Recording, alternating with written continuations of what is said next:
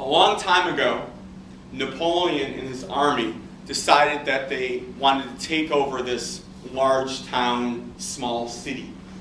And Napoleon, marching across the fields with his army, approaching this, we'll just call it a town. It's approaching this town. Napoleon's idea was to completely surround this town with his army. Because, as with most towns, they had a militia that defended it. So he thought there was going to be a fight, but he knew full well that he'd easily be able to defeat the militia that was guarding the town. So, Napoleon's army circled the town, and they looked down at the town, expecting resistance, and there was none. Nothing. Town's there, no one's walking around there, everyone's hiding because they realize Napoleon's army's there, but there's no one to defend the town. So Napoleon, if you've read anything about him, he was somewhat of an arrogant person, right? He was very smart, and he really knew what he was doing, but he was kind of arrogant. So he decided, I'm just going to walk down into the town. So there he goes. He starts walking off down into town. Now, he took 2 of his generals with him, and it's a little unclear how part of this story could actually have happened, but from what I understand, this is fairly accurate. So he walks down into town with his 2 generals, and this is exactly what the town had hoped for. They knew the arrogance of Napoleon, and they set it up so this would happen. The militia was there. They were surrounding the town also, but they were hidden. So as soon as Napoleon made it into town, the militia popped up and started fighting Napoleon's army. The militia knew that they weren't going to win. However, they wanted to stall Napoleon's army long enough so that they could kill Napoleon. So there were people in town that were going to search for Napoleon, find him, execute him, and they hoped that that would end everything. So this is what I don't understand. At this point, poof, the generals somehow got back out with the army. Maybe the generals just didn't walk in with him, which is highly unlikely. But for some reason, Napoleon got separated from his generals. So here Napoleon is in the middle of the town, surrounded by the militia, surrounded by his army. He knows for a fact that his army is going to be victorious. The problem is he needs to survive until that happens. So he decides to find a place to hide. He starts walking around to all these different buildings, looking at them, trying to find some place to hide, and then he sees a furrier shop. A furrier shop is a place that sells animal hides. So he bursts through the doors, and the room is, average sized room, like the size of the room that we're in right now. And on the floor, there's all these piles of animal hides, different animals, deer, whatever, different animals. And in the middle of all this, it's just a big open room, flat floor with some tools hanging on the walls and piles of hides. In the middle of all this was this old man. And the old man looked at Napoleon and immediately started shaking. I mean, he knew who this was that had come in. Napoleon closed the door behind him, looked at him and said one thing, hide me. At that point, that old man was in a no-win situation. He's shaking, a little drop of sweat starts running down his forehead.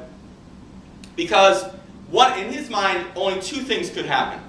One, he hides Napoleon, and the militia come in and search his place and find that he hid Napoleon, he'd be executed for doing that. Or 2, he doesn't hide Napoleon, and Napoleon manages to survive until his army defeats the militia, at which point Napoleon would come back and execute him. So he's in a no-win situation. He's shaking. Napoleon is just kind of standing there very calm, with not a care in the world. At that point, there's pounding on the door.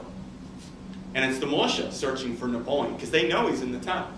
So the old man has to make a decision. So he finally agrees to hide Napoleon. He takes Napoleon way into the back corner of the room. He lifts a pile of hides up, puts Napoleon underneath, puts the hides back down, starts walking to the door to open it. The guards are impatient. They break the door down, come in, and the old man's just standing there, shaking, right? And this is a very old man for the time. And they look at him and they say, have you seen Napoleon? He's like, nope, I haven't seen him. Anyone that knows anything obviously could see that this person is lying. So they go over, there's two of them, they go over and they grab pitchforks off the wall, and they go up to the first pile of hides, and they stab the pitchfork in. And Napoleon, even though he was at a distance, this was a wooden floor, could hear the pitchfork tips clanking on the wood, feel the vibration of it.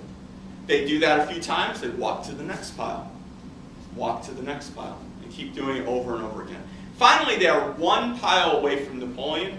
They stab the pitchforks in. Napoleon can hear the swishing of the pitchfork going through the skins on the pile next to him. Finally, they finish and they walk over to the last pile that Napoleon's in. One of them jams the pitchfork down, it misses Napoleon by inches, pulls it out, and then there's this long pause. If any of you have gotten into a car accident before, time seems to slow down. We're actually going to talk about that this semester. That's what was happening to him. It just seemed like the seconds were ticking by so slowly. Right when he thought he was going to be stabbed, a bell in a church tower rang in the distance.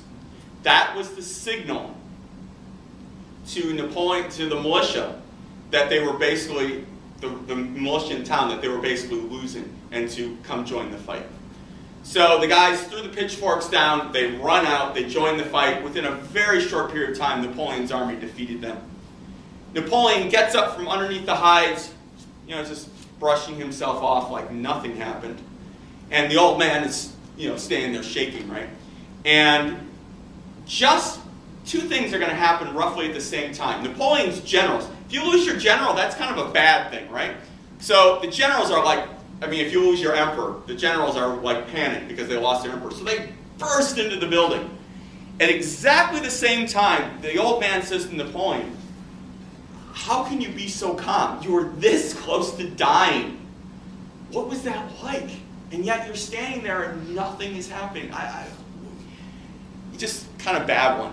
And Napoleon looks back at his generals. Now his generals are scared to death that they're going to be in trouble for losing him in the first place. And then he looks at the old man and points at him and says, "How dare you talk to me like that?" And he points at his generals. He says, "Take that old man, take him outside and execute him." Generals are like, "Yes!" He's mad at someone else. So they run up, they grab the old man by each arm, drag him out. The old man's crying, shaking. They tie him up to a tree. They blindfold him. And he can hear all these people lining up, the swishing of the rifles being lowered. And he's just standing there. Napoleon is still pissed. So he bursts out the door. He's like, "How dare he talk to me like that? I'm going to execute him." So he walks over, he pulls his pistol out, cocks the hammer back, puts it against the guy's head, and pulls the trigger. And nothing happens. And he goes, "That's what it was like to be that close to dying." So what does that have to do with statistics? Well, this. In my opinion, there's two types of stats. There's statistics that exist here in colleges and universities, and there's stats that exist outside. And as I said, I do a lot of consulting, and it's hilarious to see this happen. You get a student that's like a stats major, they graduate, they go out into the real world, they know a lot about statistics, they start talking to their first boss or the first person they're doing consulting for, that person's eyes glaze over because they use these big stat babble words that no one in the real world has any clue as to what they're talking about. And it's very frustrating for both the employee and the employer. So, that being said, I'm going to be bringing in a lot of stuff from out there into here. I have show and tell. I bring things in for show and tell. We talk about the different consulting I have done. I was national director for one of the sport governing bodies for the U.S. Olympic Committee for 2 years. I was in charge of their educational standards and promotions. We're going to talk a lot about sports. I have done consulting for pharmaceutical companies, for hospitals, for colleges, for injection molding companies, for professional athletes and professional athletes' teams. You name it, I've done consulting for it. So I'm going to take examples from that and bring it in here. And I'm going to try to bring stuff in that you would think you would never use statistics for. And we're going to talk in English, not in stat babble. As a matter of fact, your final project has to be written in a way that a normal person can understand it, that has never taken stats before. So that's going to be our goal. Our goal is to learn something that you can take to whatever profession you're in and actually use it to help with what you're doing. And you would be surprised at some of the things that you can do with this and some of the places you can apply it to.